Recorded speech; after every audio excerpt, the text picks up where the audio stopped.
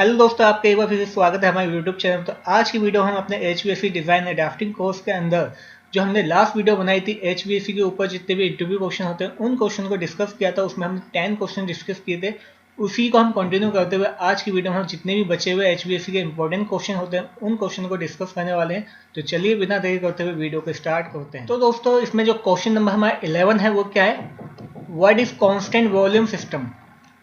तो दोस्तों, नाम से ही पता लग जाता है, जैसे कांस्टेंट वॉल्यूम सिस्टम। तो एक ऐसा सिस्टम जिसके अंदर हम जो एयर फ्लो की सप्लाई होती है वो कांस्टेंट अमाउंट में सप्लाई करते हैं, उसी को हम कांस्टेंट वॉल्यूम सिस्टम कहते हैं। और इसको हम कांस्टेंट एयर वॉल्यूम या CAV के नाम से भी जाना जाता है। तो मैं इसको समझा देते हैं, देखते हैं। In simple CAV system the supply air flow rate is constant but supply air temperature vary to meet the thermal loads of space. Most CAV system are small and serve single thermal zone. इसका मतलब क्या है, हम simply कह सकते हैं जो CAV system होता है उसमें जो हम सप्लाई करते हैं एयर फ्लो रेट की वो होता है कांस्टेंट, बट डिफरेंट टेम्परेचर के अकॉर्डिंग हम वहाँ पे सप्लाई करते हैं। सपोज कीजिए 2 रूम्स हैं, तो वहाँ पे हमने सप्लाई दोनों में सेम की है। एक वहाँ पे टेम्परेचर 20 रखा है, एक पे टेम्परेचर हमने 25 रखा है। तो इस तरीके से हम सप्लाई भी कर सकते हैं, यानी कांस्टेंट वॉल्यूम तो सप्लाई होगा बट टेम्परेचर वेरी हो सकता है। तो उस सिस्टम को हम क्या कहते हैं, कांस्टेंट वॉल्यूम सिस्टम। तो दोस्तों, हमारा क्वेश्चन नंबर 12 क्या है, व्हाट इज रेफ्रिजरेंट। तो दोस्तों, मैं बता रहा हूँ, रेफ्रिजरेंट एक ऐसा सब्सटेंस होता है जिसका काम क्या करता है, हीट को ट्रांसफर करना एक जगह से दूसरी जगह। तो इसका हम समझते हैं कि रेफ्रिजरेंट इज अ सब्सटेंस और मिक्सचर। एक सब्सटेंस हो सकता है या मिक्सचर भी हो सकता है जो फ्लूइड की फॉर्म में होता है, जिसका हम यूज करते हैं हीट पंप या रेफ्रिजरेशन साइकिल में कि हीट को एक जगह से दूसरी जगह ले जाने के लिए।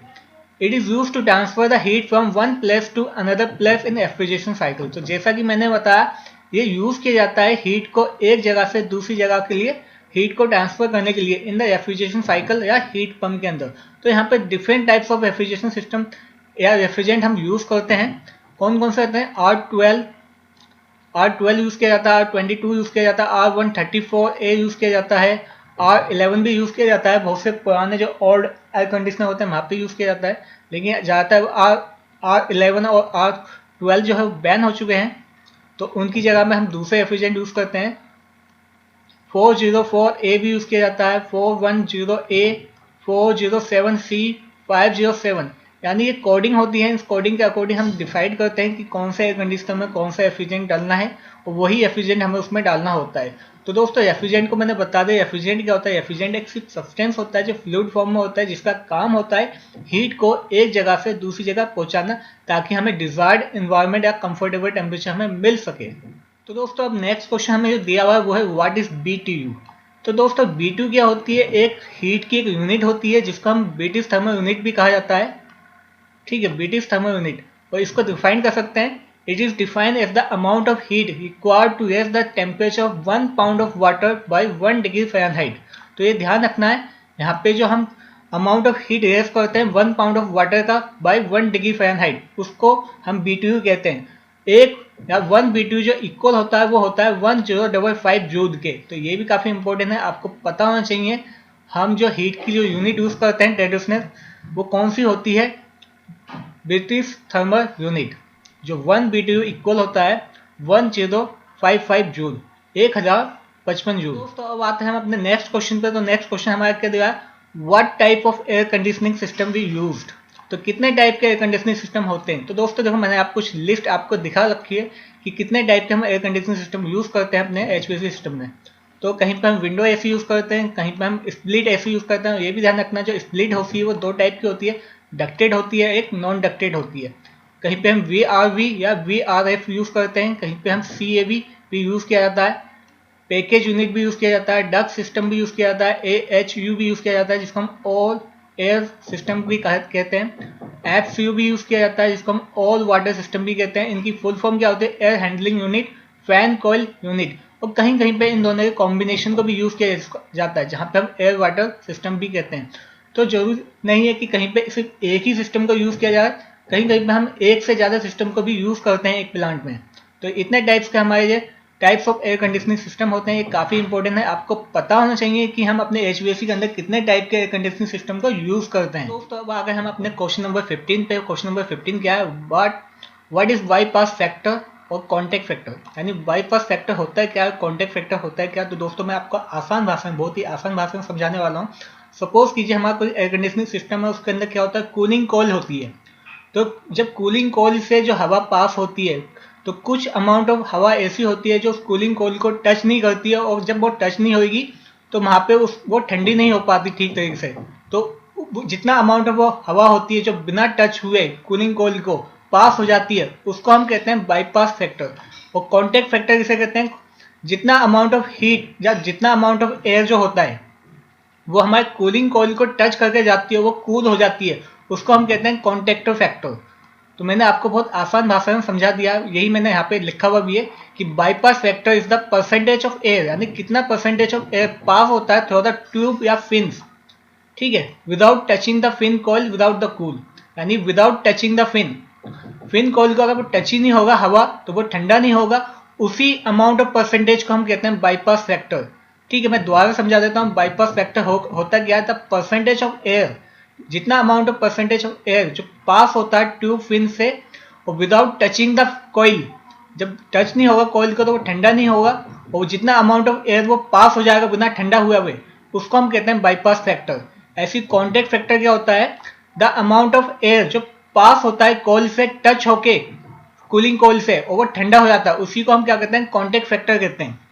ठीक है, तो ये मैंने आपको आसान भाषा में समझा दिया है कि बाईपास फैक्टर होता क्या है और कॉन्टैक्ट फैक्टर क्या होता है। तो दोस्तों अब हम आ चुके हैं अपने क्वेश्चन नंबर 16 पे, जो है कि व्हाट इज AHU। तो AHU की फुल फॉर्म में बता देता हूँ क्या होती है, air handling unit.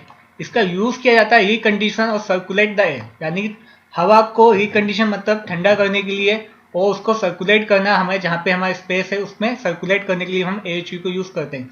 The basic function of AHU is to take the outside air, यानी बेसिक फंक्शन ऑफ AHU क्या होता है, जो बाहर की जो अनकंडीशन हवा होती है उसको लेके कंडीशन बना के और उसको फ्रेश एयर के साथ मिक्स करके वो सप्लाई कर देती है, यानी कि एक कंफर्टेबल कंडीशन प्रोवाइड कर देती है, ऐसे भी कह सकते हैं हम। तो AHU क्या होता है, एक AHU की फुल फॉर्म क्या होती है, एयर हैंडलिंग यूनिट होती है। इसका काम क्या होता है, जो हमारी हवा होती है उसको रिकंडीशन करके और सर्कुलेट कर देती है हमारे जो हमारा प्लांट है या जिस स्पेस को हमें कंडीशन करना है। ठीक है, तो ये समझ में आ गया। तो दूसरा क्वेश्चन हमें देखा है वेयर FCU यूज। FCU जो होता है फैन कॉइल यूनिट, इसकी फुल फॉर्म क्या होती है, फैन कॉइल यूनिट। ये कहाँ पे यूज किया जाता है, तो दोस्तों फैन कॉइल यूनिट इंडस्ट्री में भी यूज किया जाता है, कमर्शियल पर्पस में भी यूज किया जाता है और रेजिडेंशियल बिल्डिंग्स में भी यूज किया जाता है। तो आपको याद रखना है कि FCU भी आप कहाँ पे यूज करते हैं। इसके बाद जो हमारा क्वेश्चन नंबर 18 आता है वो है व्हाट टाइप ऑफ कंडेंसर, कितने टाइप के कंडेंसर होते हैं। तो दोस्तों बेसिकली 3 टाइप के कंडेंसर हम यूज करते हैं अपने HVAC सिस्टम के अंदर। पहला होता है water cooled condenser, air cooled condenser and evaporative condenser. मैंने इसके ऊपर कंडेंसर के ऊपर अलग से एक वीडियो बना रखी है अच्छी सी, आप उस वीडियो को चेक कीजिए कि कितने टाइप के कंडेंसर होते हैं, उनके क्या क्या फंक्शन होते हैं। ठीक है, तो वाटर कूल्ड कंडेंसर में भी 3 टाइप आते हैं, एक होता है सेल ट्यूब कंडेंसर, दूसरा होता है shell and coil condenser and the double tube condenser. इसी तरीके से जो एयर कूल्ड कंडेंसर होता है उसके अंदर 2 टाइप के होते हैं, natural air cooled condenser and the force of mechanical air cooled condenser. तो ये आपको याद रखना है कि कंडेंसर हमारे कितने टाइप के होते हैं। क्योंकि दोस्तों ये सब बेसिक क्वेश्चन है, आपको इतना तो पता होना चाहिए क्योंकि आप HVAC डिजाइन इंजीनियर या HVAC टेक्नीशियन बनने वाले हो, तो आपको इस सब की नॉलेज तो होनी चाहिए कम से कम। तो दोस्तों हमारा नेक्स्ट क्वेश्चन जो है वो क्या है, question number 19, what is heat recovery system.